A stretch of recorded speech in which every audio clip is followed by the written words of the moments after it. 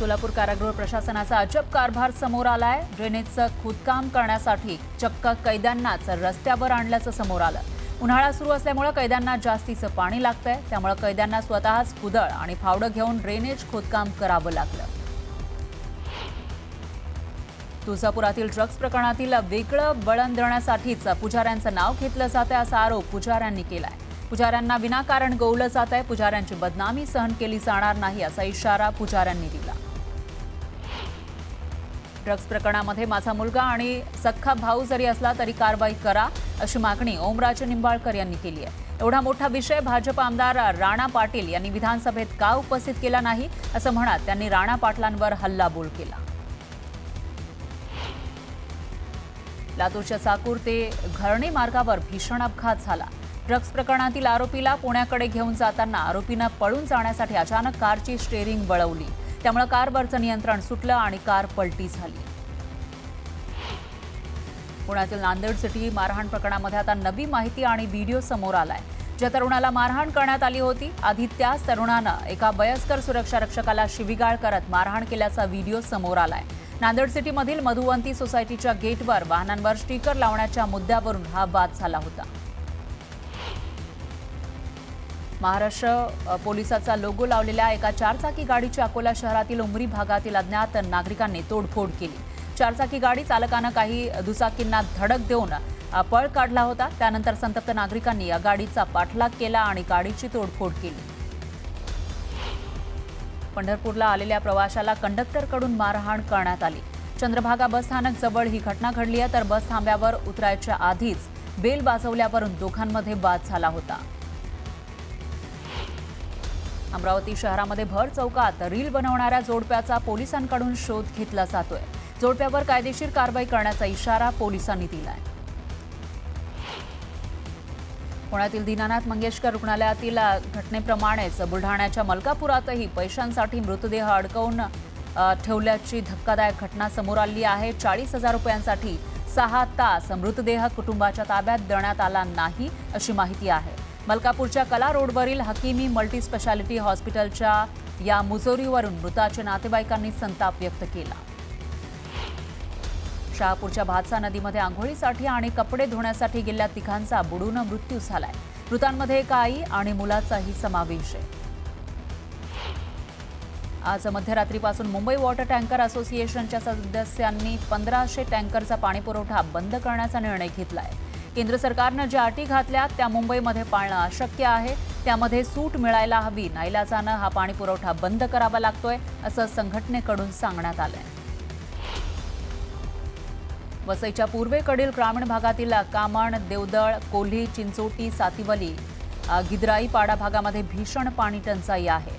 पाण्याच्या मागणीसाठी नागरिकांनी पालिकेवर मोर्चा काढत निषेध नोंदवला।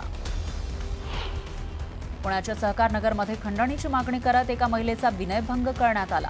महिलेला पळवून नेण्याचाही प्रयत्न करण्यात आला। या प्रकरणी पोलिसांनी 2 जणांना अटक केली।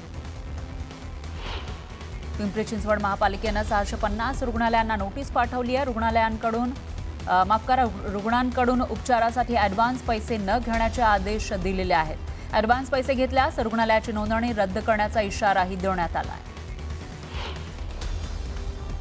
अटल सेतूची जोडणी थेट वांद्रे वरळी सी लिंक रोडला देण्यासाठी महत्त्वपूर्ण असलेल्या वरळी शेवडी उन्नत मार्गिकेसाठी प्रभादेवी रेल्वे स्थानकावरील पूल पाडला जाणार आहे।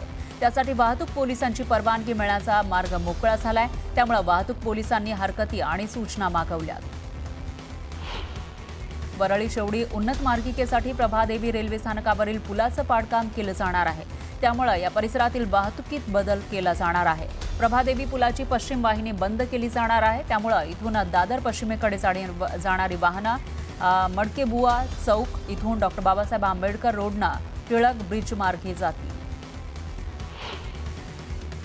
प्रशांत कोरटकरला जामीन मंजूर करण्यात आला आहे। कोल्हापूरच्या जिल्हा आणि सत्र न्यायालयाकडून कोरटकरला दिलासा मिळाला आहे। कोरटकर पुरावे बदलू शकतो, साक्षीदारावर दबाव आणू शकतो, म्हणून कोरटकरला जामीन मिळायला नको होता अशी प्रतिक्रिया असीम सरोदेंनी दिली आहे। सावंत यांना ज्या भाषेमध्ये कोरटकर बोलला त्यावर आम्ही अब्रू नुकसानीचा दावा दाखल करू असं सरोदे म्हणाले।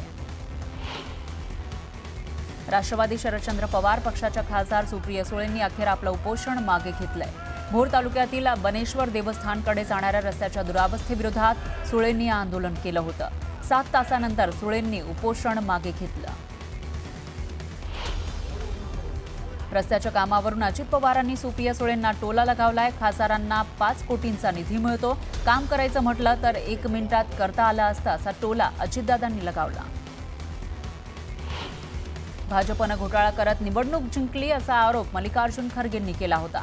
दरम्यान आज काँग्रेसची जी अवस्था झाली आहे त्यातून सुधारणा केली नाही तर पुढच्या निवडणुकीमध्ये काँग्रेस पक्षाला मान्यतेसाठी झगडावं लागेल असं प्रत्युत्तर राधाकृष्ण विखे पाटलांनी दिलंय।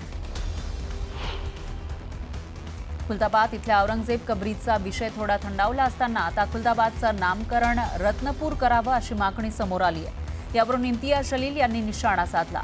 सगळे नाव बदलली जात आहेत, देशाचं नाव मोदी स्थान करा आणि आता आपल्या बापाचेही नाव बदला असा हल्लाबोल जलील यांनी केला। मंत्री प्रताप सरनाईक यांच्या पालघरमधील आयोजित लोक अदालतीमध्ये लोक दरबारामध्ये सेना कार्यकर्त्यांची तुंबळ गर्दी पाहायला मिळाली। गणेश नाईक यांच्या जनता दरबारला पालघरमध्ये शिवसेनेकडून उत्तर असल्याची चर्चा आहे। राजस्थानमध्ये एका दलित युवकानं हिंदू धर्माच्या मंदिरात प्रवेश केला, त्यामुळे तिथले भाजपच्या एका नेत्यानं त्या मंदिरात गंगाजलनं अभिषेक घातला। यावर केंद्रीय राज्यमंत्री रामदास आठवलेंनी अजब विधान केलं। बौद्ध धर्मीयांनी हिंदू धर्माच्या मंदिरात जाऊ नये असं विधान आठवलेंनी केलं। या विधानामुळे वाद पेटण्याची शक्यता आहे। धातू आणि कागद मंडळामध्ये मोठ्या प्रमाणामध्ये गैरव्यवहार होत असल्याचा आरोप मनसेनं केलाय। यावेळी मनसे कार्यकर्त्यांनी मंत्री आकाश फुंडकर यांची भेट घेतली आणि बेलगाम अशा या अधिकाऱ्यांवर चाप लावण्याची मागणी केली। राज्यात परमिशन देण्यात आलेल्या बाईक राईड सर्व्हिसमध्ये भूमिपुत्रांना 80% घेण्यात यावं अशी मागणी मनसेनं केली आहे। मनसेचे नेते आणि मुंबई अध्यक्ष संदीप देशपांडे यांनी या संदर्भात परिवहन आयुक्तांची भेट घेतली। अहिल्यानगर जिल्ह्यातील साखर कारखान्याच्या निवडणुकीमध्ये विखे थोरात संघर्ष टळलाय। संगमनेर साखर कारखाना निवडणुकीतून विखे पाटील समर्थकांनी माघार घेतली आहे, तर प्रवरा साखर कारखाना निवडणुकीतून थोरात समर्थकांनी अर्ज भरण्याच्या शेवटच्या दिवशी एकही अर्ज भरला नाही। त्यामुळे दोन्ही साखर कारखान्यांची निवडणूक बिनविरोध होणार आहे। पुण्यात उबर रिक्षा सेवेत नवा बदल करण्यात आला आहे। आता नव्या नियमानुसार प्रवाशांकडून मीटरप्रमाणेच भाडं आकारलं जाणार आहे। बुलढाण्याचे पालकमंत्री मकरंद पाटलांनी पाणी टंचाईचा आढावा घेतलाय। तातडीनं उपाययोजना करण्याच्या सूचनाही अधिकाऱ्यांना त्यांनी दिल्या। अकोला जिल्ह्यातल्या बाळापूर तालुक्यातील कवठा गावात नागरिक नदीपात्रामध्ये खड्डे खोदून त्यामधील पाणी पित आहेत। कवठा गावातच धरण असतानाही गावकऱ्यांना पाणी टंचाईचा सामना करावा लागतोय। हंडाभर पाण्यासाठी 1.5 किलोमीटरची पायपीट करत गावकऱ्यांना नदीच्या पात्रात खड्डे करून खड्ड्यामधून पिण्यासाठी पाणी काढण्याची कसरत करावी लागते। पुण्यात उबर रिक्षा सेवेत नवा बदल करण्यात आला आहे। आता नव्या नियमानुसार प्रवाशांकडून मीटरप्रमाणेच भाडं आकारलं जाणार आहे। भिवंडीमध्ये बुलेट ट्रेन प्रकल्पासाठी खोदकाम केलेल्या खड्ड्यामध्ये बुडून 12 वर्षीय मुलाचा दुर्दैवी मृत्यू झालाय। तर तालुक्यातील कोपरगाव इथं ही दुर्दैवी घटना घडली आहे। या दुर्घटनेमध्ये 12 वर्षीय मुलाचा मृत्यू झाला। भिवंडीमध्ये कचरा वेचक मुलांसाठी राबवण्यात येत असलेल्या विविध शैक्षणिक उपक्रमांची आज महानगरपालिका आयुक्त तथा प्रशासक अनमोल सागर यांनी पाहणी केली। यावेळी आयुक्तांनी उपक्रमांचं कौतुक केलं। आठवड्याभराच्या प्रतीक्षेनंतर कल्याण डोंबिवली महापालिकेला नवे आयुक्त मिळाले।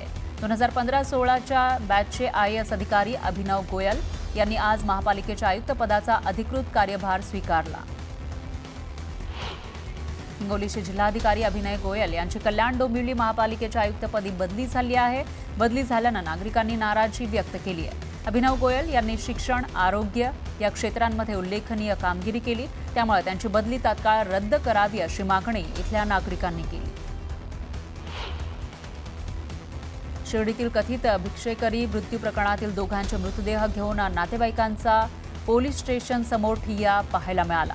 प्रशासनाविरोधात रोष व्यक्त करत कुटुंबियांनी न्यायाची मागणी केली। बीडच्या माजल गावात भारतीय मुक्ती मोर्चा राष्ट्रीय पिछडा वर्ग मोर्चाच्या वतीनं जेल भरो आंदोलन करण्यात आलं। बॅलेट पेपरवर निवडणूक घेण्याच्या मागणीसह विविध मागण्यांसाठी हे आंदोलन करण्यात आलं। डॉक्टर बाबासाहेब आंबेडकर विद्यापीठात एकीकडे बोगस पदव्या देऊन पीएचडीला प्रवेश घेतले जात आहेत, तर दुसरीकडे न्यायवैद्यक विभागाच्या विद्यार्थ्यांच्या उत्तरपत्रिकेत मार्क कमी दिल्याच्या कारणानं विद्यार्थ्यांनी परीक्षा भवनात आंदोलन केलं। दरम्यान पोलिसांकडून या विद्यार्थ्यांना ताब्यात घेण्यात आलं। या विरोधातही विद्यार्थ्यांनी जोरदार घोषणाबाजी केली। सांगलीच्या विटा इथं टेंभू सिंचन योजनेचे पाणी बंद केल्यानं संतप्त शेतकऱ्यांनी सुळेवाडी इथल्या पाटबंधारे विभागाच्या टेंभू विभागीय कार्यालयाला टाळे ठोकत आंदोलन केलं। तातडीनं योजनेचं पाणी सोडण्याची मागणी आंदोलकांनी केली। अमरावतीमध्ये अपंग जनता दल सामाजिक संघटनेच्या वतीनं जिल्हाधिकारी कार्यालयावर मोर्चा काढण्यात आला। संजय गांधी निराधार योजनेचे मानधन देण्यासह विविध मागण्यांसाठी हा मोर्चा काढण्यात आला। सिल्लोडमध्ये उपविभागीय अधिकारी कार्यालयासमोर शेतकऱ्यांनी आंदोलन केलं। जालना ते जळगाव रेल्वे मार्गामध्ये शेतजमीन जात असल्यानं विरोध करण्यात आला। दरम्यान उपविभागीय अधिकाऱ्यांना निवेदनही देण्यात आलं। नंदुरबारमध्ये विविध संघटनांच्या वतीनं जेलभरो आंदोलन करण्यात आलं। बिहारमधील महाबोधी विहारसाठी आंदोलन करूनही दखल न घेतल्याचा आरोप करण्यात आलाय, तर आंदोलकांना पोलिसांनी ताब्यात घेतलं।